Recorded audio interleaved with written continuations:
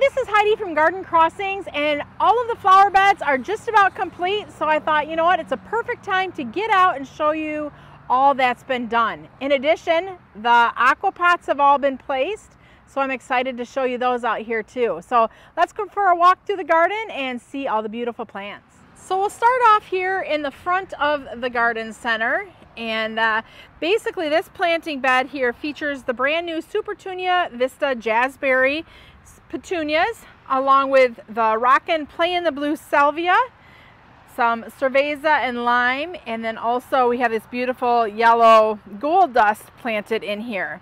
We have 4 of our giant aqua pots that, if you watched our earlier videos, you saw us planting these up earlier this spring.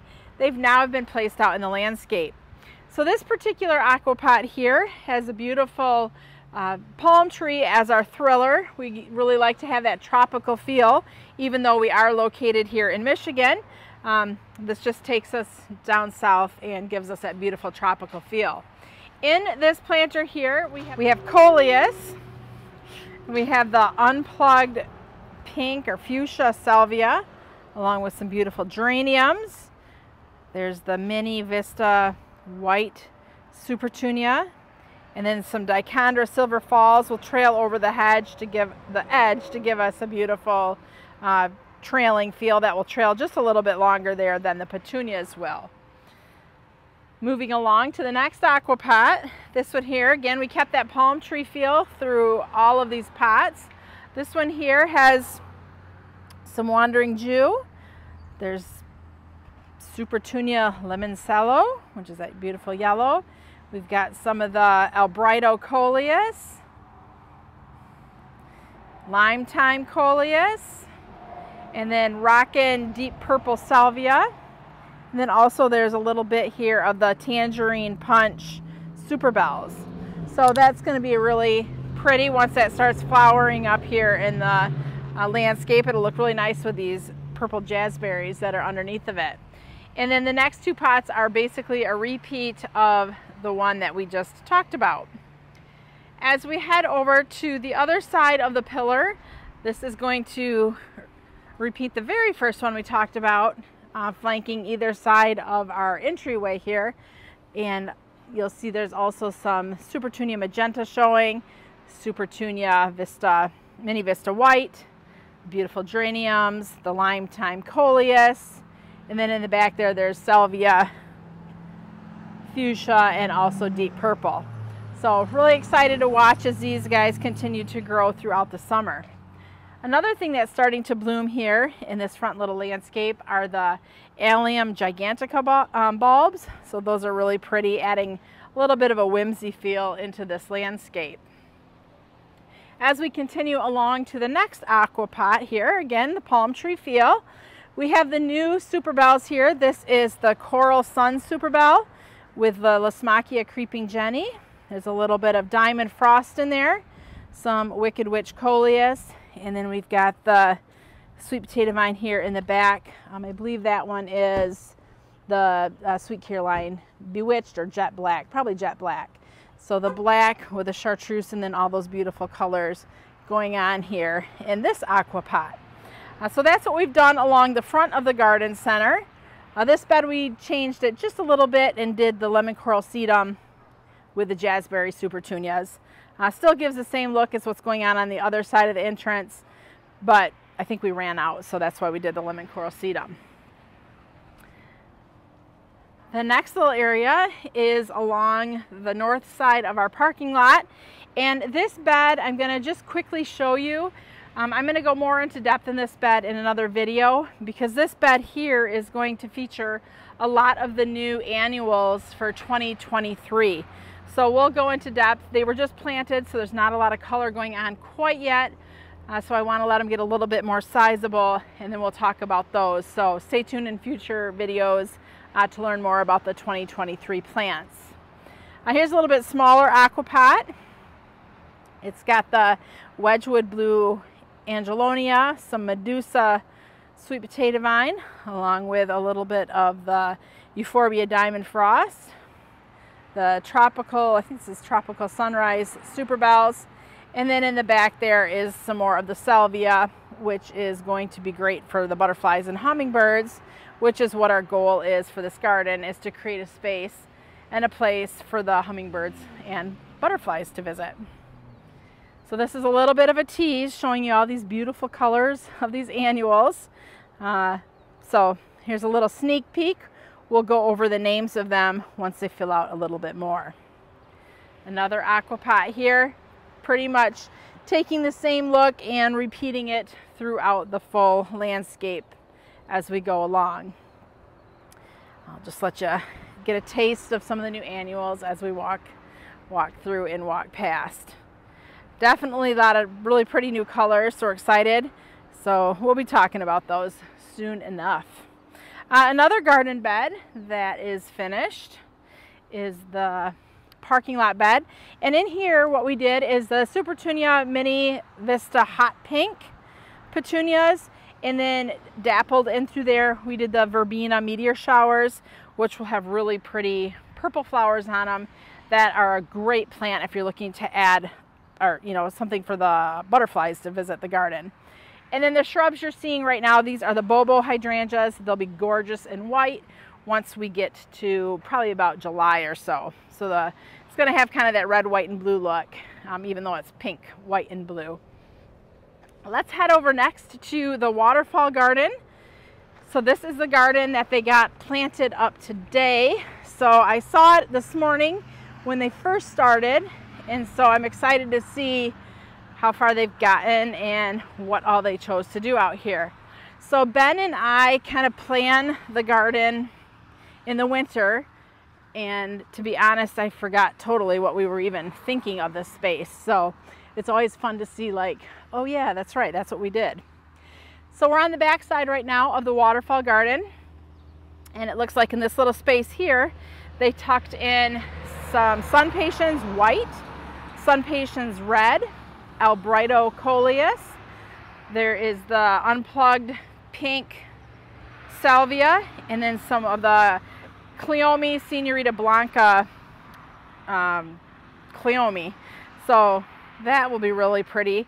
The Cleome, the coleus, and then the Salvia will be more thrillers in this space. And then obviously the sun patience will be more like the fillers. Got a couple little columbine there that are blooming. I love columbine. And they just kind of tucked in the sun patience red and white along with the salvia. There's perennials that also line this bed. So there's some Veronica. The Baptisia are just starting to crack open just a touch. There's some leucanthemum there that will be opening. More Baptisia color just starting. So we'll feature these Baptisia probably next week when they're a little bit more wide-eyed and bushy-tailed, but right now they're just starting. And basically this whole back of this bed, they've taken about 5 or 6 different plants and have just kind of continued the pattern throughout the whole garden. So there'll be a lot of color, but it's going to be consistent color using the same plants throughout all the spaces. Let's take a look here at this Tough Stuff hydrangea. So this overwintered nicely. I can see a lot of beautiful buds setting in there. So this is going to be blooming really good, probably in about a month or so, probably about late June. There's a beautiful specimen of the Diamond Snow Euphorbia, and behind it is some more columbine. They did a mirror image on this side with the Arborvitae coleus, Cleome there way in the back, and then these gorgeous mounds of the Euphorbia Diamond Snow. I've never used Diamond Snow before in really anything, a planter or in the ground, and I had seen somebody use it last year and it was like, wow, that plant is really pretty cool. So I'm glad we used it, and I'm very excited to see how it's going to look as the season goes on. The back side of this bed has a lot of hydrangeas and some Wajila, so we'll continue to watch as they open. But in here too, they kind of tuck these annuals in. There's some salvia starting to bloom.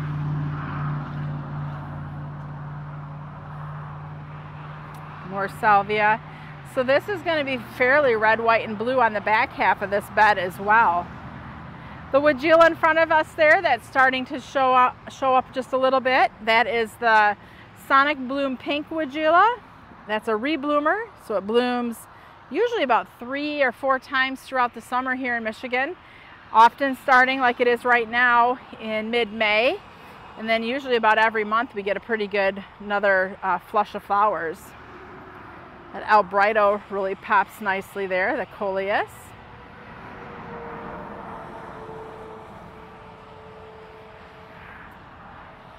Kind of dappled the flowers throughout and around.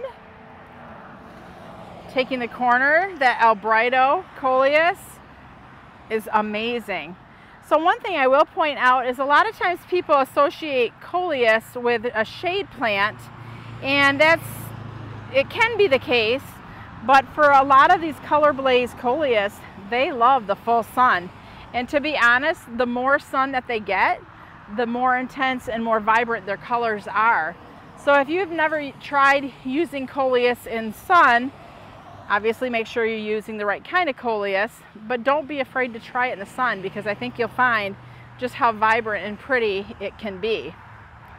The chartreuse shrubs that you're seeing, those are the spirea. Those are, I think they're double plate gold is the color of those, with a nice chartreuse color. Making the corner, again, more coleus, more euphorbia diamond snow. And then you can see here how they did the pattern every other with the red and white sun patiens. So if you've watched my videos before, we always do a ton of pink in this area. So for us to switch it up to red is kind of a big deal, because red just is not usually what we use here in this color, in any of the garden beds as far as the color scheme. So I'm really excited to see how this turns out. In the back there, that dark foliage shrub, that is Wajila Wine and Roses, and that's just starting to put its flowers on, and they're just starting to open, and that is going to be gorgeous once it's in full bloom. And I think that dark foliage really contrasts nicely with the chartreuse green here of these spirea. Taking a little walk up towards the waterfall.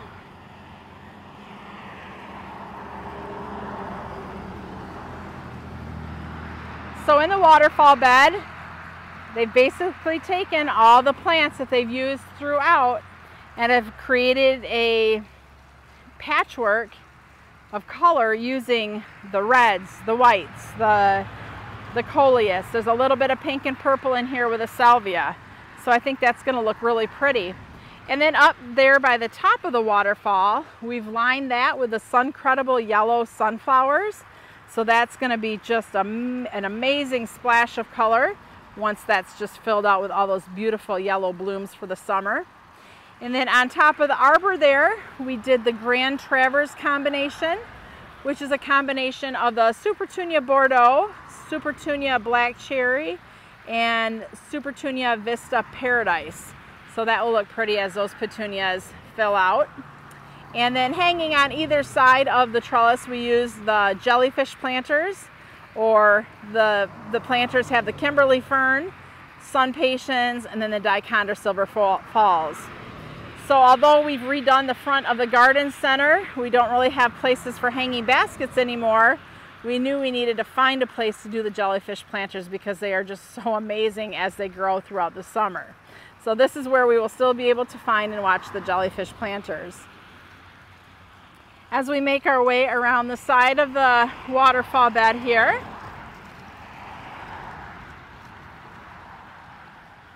we've got some Nepeta that's just starting to sort of put a little purple on, and that's going to look nice with the red, white, and blue. Under the tree, those are some new perennials for 2023. They're Ligularia tractor seat. So we don't have a lot of shade here, but under the tree it does give us some shade. So I'm excited to see what these Ligularia tractor seat look like. They have giant leaves, so I think it's going to get to be a pretty monstrous sized plant. So those will be fun to watch as the summer goes on. Continuing along, we've got the red and white pattern going. And then on the back here we have some Pennisetum grass, Pennisetum rubrum. Behind those are daylilies going bananas, which are yellow. So that will kind of carry into the yellow of the sunflowers. And then behind the daylilies are butterfly bush. That's the, lo and behold, blue chip. So the purple. So really excited to see as this garden bed continues to fill out and just get more and more beautiful as the summer goes on. One more spot I want to show you, and maybe I'll take you to two spots. We're going to head over to the new berm as well as the 55-mile-an-hour garden and take a look at what's going on there as well. The new berm on the north side of the property, this is a work in progress. This started last fall is when we planted this. So a lot of the plants in this garden here are still pretty immature. What we're going to do is, as new varieties are introduced, this is where we're going to place the new varieties. So we have a place to kind of watch them and see how they perform. We've also put a lot of the new annuals in this bed. So this will be a place, if you are local, that you can see some of the new annuals for 2023. So as for mass planting, what we have in this area, I'm going to have to find out because now I'm second guessing myself if this is the Supertunia Mini Vista Indigo or if this is the Supertunia Royal Velvet. If I had to guess though, I'm pretty certain that this is the Mini Vista Indigo because indigo, like the Mini Vistas, are what you'd normally plant in the landscape as a beautiful ground cover. So I'm fairly certain that's what we're seeing here. So this is just lining the north garden bed. So that's going to be a really gorgeous splash of color once everything else starts to bloom. I feel like purple is such a versatile color that really matches with just about any flower color in the garden. This little location here, we're going to get some rocks and stack up some rocks, some of those flat kind of rocks, and basically mimic the garden on the south end of the property, just kind of giving it a little character to this garden bed. At the far end down here, there's a lot of fun things blooming, so we'll walk down here. We've got the Salvia. This is a pink Perfusion Salvia, which is looking really nice. We've got some of the Violet Riot Salvia, just starting to bloom a little bit. And then at the end here, they put some of the Supertunia Black Cherry. So we'll see how those do down in the garden. And from a distance, I was noticing color, and the color I was noticing was the Dicentra. This is the Dicentra Pink Diamonds, which blooms nearly all summer long. So it's a Dicentra or Bleeding Heart for full sun locations. So that's pretty cool and a very vibrant color going on. We'll turn it around and check out the 55-mile-an-hour garden and see all the beautiful colors we have going here. So as you can tell, the cars that are flipping past us here are just hauling. So you need to create some distraction as they're driving. And our goal is not only with the waterfall garden bed, but with this beautiful fence line that we have here. We planted lemon coral sedum, Vista Paradise, and Vista Bubblegum. And if you don't notice this color as you're driving past, you certainly have got to be blind and shouldn't be driving. So this is the distraction we're creating so people turn their head to notice garden crossings as they're driving past. On the back side of the fence, we planted a mass planting of the sun-credible sunflowers along with the Pennisetum vertigo grass. So there's some vertigo on each end, and then the sunflowers are lining this complete bed. So ideally the sunflowers will get taller than this fence as they continue to grow throughout the summer. So you'll be able to just nicely over the top of that white fence see the little sunflowers as they're blowing in the breeze. We did plant a bunch of shrubs along this fence as well. So the shrubs are just fairly young yet, so we gotta let them get bigger. But in the meantime, the sunflowers are what are gonna create that distraction. Speaking of shrubs, here is a beautiful little lilac. This one here is, I believe, let me look at the tag. Yep, Bloomerang Dark Purple. It's a very young plant, but you can see how it's really loaded with flowers. We did plant some holly along here as well because I wanted to kind of have winter color. So the berries of the holly are going to look really pretty up against the white snow in the winter. So I'm excited for those plants to get large enough and mature enough to start putting on some flowers. There's another lilac there. We also planted a bunch of hydrangeas on the back side of this fence. So those will be pretty once they get bigger. We did plant some Arborvitae, and as you can see here, they did not love the winter. So I think this is what winter burn that we're seeing, or it maybe could be from the salt, but I don't think so because I think we're far enough off the road that the salt wouldn't be getting on them. So we'll leave them in here and see how they continue to do because the foliage color is amazing, and I'm fairly hopeful that they'll outgrow the brown tips. So we'll just leave them there for now. Another shrub we used in this area were the pillars, the Rose of Sharon, so purple pillar and white pillar. So they only get about 3 to 4 foot tall and about 10 foot wide. So that will add some nice columnar color in the area. And then we did tuck a couple butterfly bush in as well. So here is the butterfly bush Pugster amethyst, which from a distance looks like it's dead. But here in Michigan, usually our butterfly bush come back from the base, and that's just exactly what this plant is doing. So I'm not concerned about that plant. That's what I would expect for it to do here in our Michigan garden.